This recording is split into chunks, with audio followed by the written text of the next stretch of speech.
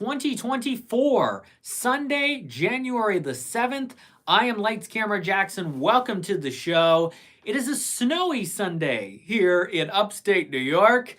That's why I've got my orange coat on. What is this from? It's from Grimsburg, the new Fox animated series. Got the badge right here as well. The new Fox animated series premiering tonight at 8 o'clock after an NFL doubleheader. If you want my conversation with Chad Ginden, the showrunner of Grimsburg, when you're done watching this episode of LCJ Live, go to lcj.podbean.com. The Q&A is also up at animationscoop.com. I want to thank the folks at Fox very much for this orange coat. I think it's great. I think it's terrific. And for this cool badge. Check out this badge. Yes, there it is. I'm officially a part of the Grimsburg Detective Agency. Because you might be surprised in thinking about the show tonight, and it stars John Hammond. You think, oh, is his last name Grimsburg? No, that's actually the town. The town is Grimsburg. The character's name is Marvin Flute. So thank you to Fox for that. And I've got my pal Ted here because Ted, the prequel event series, premieres this Thursday, January 11th on Peacock. I have seen all 7 episodes. I don't think I'm allowed to say opinion yet still because we're still a little ways out from that review embargo, I think. But my conversation with the makers of the Ted series is available at lcj.podbean.com as well as animationscoop.com. So my pal Ted is here. He's fun. He is. Seth MacFarlane is back with the show. I had a good conversation with the makers. Also at animationscoop.com, you get my Q&A with the VFX people. The VFX people are really talented, and they describe what they did with this TED show, the advancements upon the 2 movies, the advancements upon everything to make TED come to life in real time for the makers to help them out in the filming of the show, the editing of the show. Pretty interesting stuff. So if you want to check that out, when you're done watching this LCJ Live, go to animationscoop.com. All right, I've got the video here now. Coming up, my predictions for tonight's Golden Globes, which is on up against Grimsburg. But hey, you can always flip back and forth. The Golden Globes on CBS are hosted by Joe Coy, who is Chelsea Handler's ex, and Chelsea Handler is hosting the Critics' Choice Awards next Sunday on the CW. That is pretty interesting. That Golden Globes Critics' Choice rivalry, which is a lot of it is outrageously crazy, has been going on for many years, and this is the latest thing involved in it. Ralphie Nugget, Best Seth MacFarlane Project. The best project? Maybe it's this. I can't fully say opinion, but the show premieres Thursday. All 7 episodes drop. You may want to watch them. And I love the first 2 Ted movies. I think they're hysterical. I have respect for Seth MacFarlane in the animation business. He is one of the most fascinating guys. He did very select interviews for this new TED show. And he, from what I saw the other day, some of his conversations, fascinating. He continues. I've always thought he's one of the most fascinating people in entertainment and animation, and he continues to be. Can my baby watch Ted? No, the show is not for kids. Just like the movie was not for kids. But thank you, Olive Olivia, for the comment. Thanks for being here on LCJ Live. It's the first Sunday of 2024, the first LCJ Live of the new year. And I'll give you my Golden Globes predictions coming up. But we'll talk about this box office, and we'll talk about the many new movies that come out this week. Your winner is Wonka once again. Another $14.4 million for Wonka. It is at $164.7. It's got to get to $206.5 to match what Charlie and the Chocolate Factory did back in 2005. We will see if that happens. But Warner Brothers thrilled that Wonka wins again over Blumhouse and Universal's new suspense horror thriller Night Swim, which opened in second this weekend with $12 million. Not nearly what Megan did this weekend last year. That was $30 million. It totaled $95.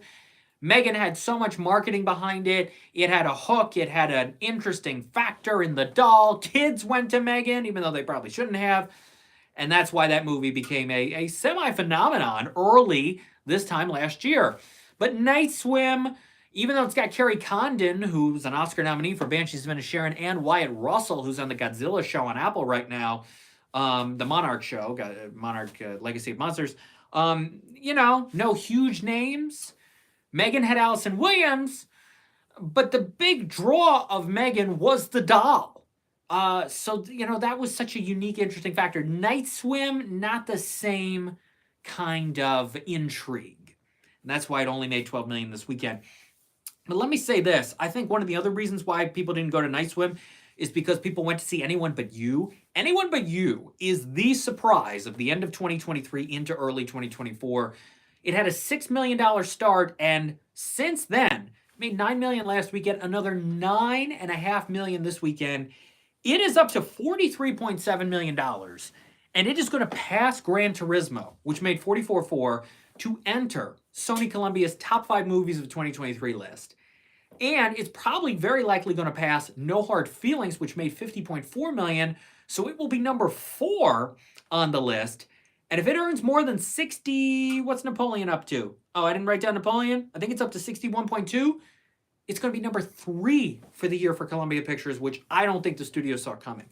So we will see what happens. I'm not quite sure it'll get to 62 million-ish, but I think it's going to pass that 50 million to be number 4. Wow, what a surprise. For a movie to open to 6 million and it's going to do more than 50 total is a huge accomplishment. And especially for a rom-com, for an R-rated rom-com. Wow. Remember, No Hard Feelings opened to 15 million over the summer and totaled 50. This opened to 6. And Sydney Sweeney is popular, Glenn Powell is popular. Jennifer Lawrence is an Academy Award-winning A-lister, has been around a long time. She's the bigger name, technically, for now, out of, in this equation. And yet Anyone But You is going to make more money. The word of mouth has been strong. Social media has been strong.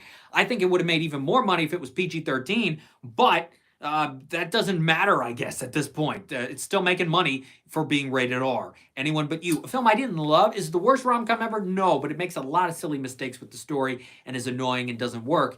And Anyone But You is doing really well. So that's 5th place for that this weekend. In 3rd, Aquaman and the Lost Kingdom, which added 10.6. It's going to hit 100 million today for Warner Brothers. If you remember, the first Aquaman made 335 domestically. Migration added 10.3 million this weekend in 4th. It's up to 77.8. Couple things of interest when it comes to Migration. It's still doing well. Families are still going. Soul opens this weekend. Disney and Pixar putting this out in theaters after 3 years on Disney+. How many families will go to that over the Martin Luther King Day weekend? Kids have Monday off of school. And Universal has Trolls Band Together, which added another 1.2 million this weekend. It crossed 100 million. It's at 100.4. First Trolls did 154. So a distance of a gap. But Trolls finally hit 100 million. And it will be interesting if Migration can get to 100 million, pass Trolls, and make it onto Universal's top 5 movies of 2023 list. Because right now Trolls is number 5. It passed Megan to get on the list. We will see. Can Migration make another $22.5, $23 million or more as Trolls keeps making a little more? Probably close to 25 million. Can Migration do another 25? I don't know. That's going to be tough. Martin Luther King weekend will be interesting. There's not a lot of other animated movies going to theaters in the next several weeks. I mean, Kung Fu Panda 4, March 8. Could Migration play all the way to Kung Fu Panda 4, also from Universal and DreamWorks, all the way to March 8? We will see. You've got other animated movies, but they're going to streaming. Orion in the Dark, which I have seen, goes to Netflix from DreamWorks on February 2. The Tiger's Apprentice from Paramount, which I have also seen, goes to Paramount Plus on February 2. There is an animated movie called Jungle Bunch 2, which comes out Feb 2 as well in some theaters, but it's not going to be a huge movie. So, yeah, Migration. We'll see if it gets to 100 million for Illumination. It could. It opened to 12 million, 78. That's it's doing great, but I don't know. If it'll get to 100 million, we'll have to see. Next up, box office. Boys in the Boat added 6 million. It's at 33.9. That's pretty good. What's next? I think The Iron Claw? No, Color Purple. Color Purple, which made 13 million last weekend, dropped to 4.8 this weekend. Ooh, that's a drop. Of course, we remember it had a huge $18 million Christmas Day. If my math is correct, that's a third of the 54.6 million that it's totaled so far. A third of its money came from one day. That's pretty rare for any movie, but that's where we're at right now with The Color Purple. 54.6, look, that's not a flop, but could it have made more? Maybe. And even if it gets a bunch of Oscar nominations, is the movie going to go to Max sooner than it's staying in theaters? We will see.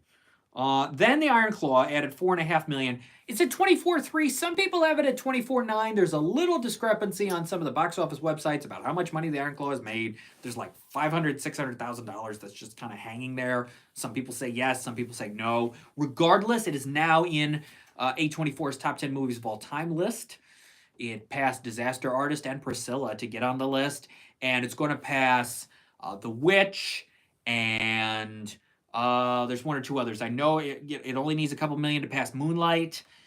Ex Machina, it needs about $1 million or less to pass Ex Machina, so it'll climb up that list. I think Moonlight is 6 currently. It'll probably settle at 6 because I think the next movie after that is a little farther away. So Iron Claw probably will settle as the 6th biggest A24 movie of all time, which is pretty good.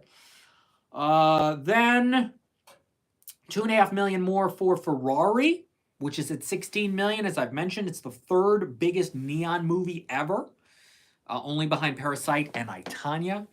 And rounding out your top 10 this weekend is a film returning to the top 10 after being out for a few weeks, and that is Emma Stone's Poor Things, which added $2 million. It's at 14.2, the biggest Searchlight movie of the year, and we will see how high it can get. It's not going to come close to The Menu, which was a 2022 movie for Searchlight, which made $38.5, but it has already made more money than Banshees of Inisherin made in theaters and some other recent Searchlight movies. So Poor Things is making money. People are interested in seeing this in the awards season.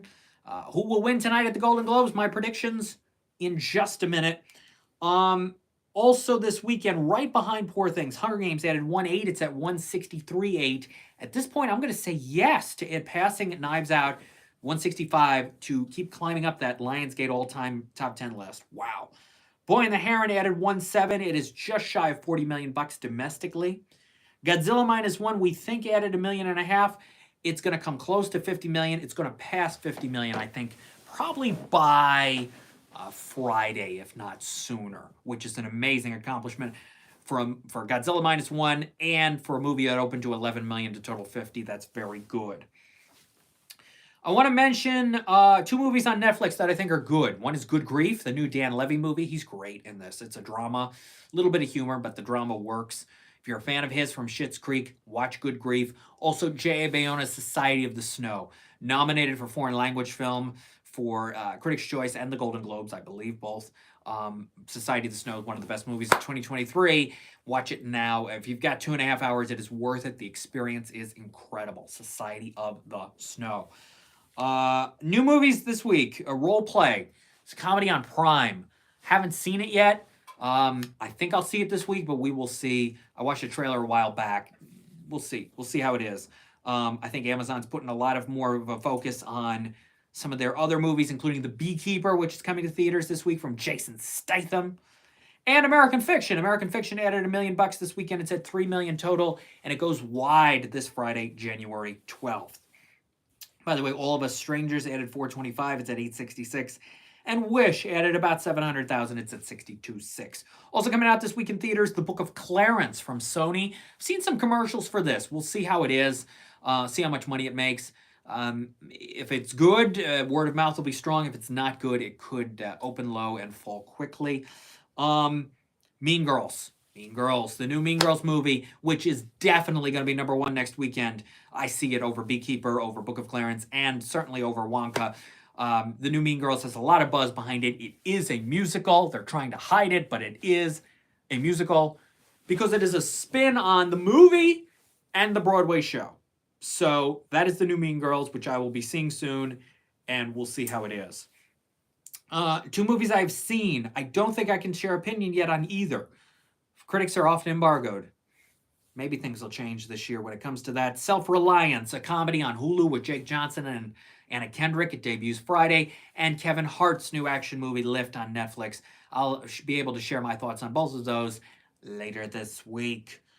My Q&As with many of the makers of the Oscar-nominated, Oscar-shortlisted animated shorts vying for those 5 nomination spots are available at animationscoop.com. Tonight, it's the Golden Globes. Joe Coy is the host. It's on CBS this time. I think the first time on CBS in my lifetime, because I think it was once upon a time on CBS, but been on NBC for most of my life and career. And I'm going to share my predictions now in the motion picture categories. We had the BAFTA shortlist. This week, the SAG Awards nominations are Wednesday. The Annie Awards nominations are Thursday, I think. And the BAFTA nominations are not that far away as well. Here come the Golden Globe predictions. My picks, if you've got a ballot, get it out. Here's who I think is going to win tonight. Best Original Song, I'm Just Ken from Barbie. Best Supporting Actress, Divine Joy Randolph for The Holdovers. Watch out for Emily Blunt, though. She has not won a Golden Globe in 17 years. Best Supporting Actor, Charles Melton for May December. If you think it's going to be Robert Downey Jr., remember he won his most recent Golden Globe for Sherlock Holmes in 2010. So it's been 14 years since a Downey Jr. win, 17 years since an Emily Blunt win. But I think it's going to be Charles Melton and Divine Joy Randolph in those categories. Best Actress in a Drama, I am predicting a tie, which has happened at the Globes. I believe Sandra Huller for Anatomy of a Fall and Carey Mulligan for Maestro will both win. Carey Mulligan's been nominated 4 times, has not won. Sandra Huller, I think the Globes like Anatomy of a Fall.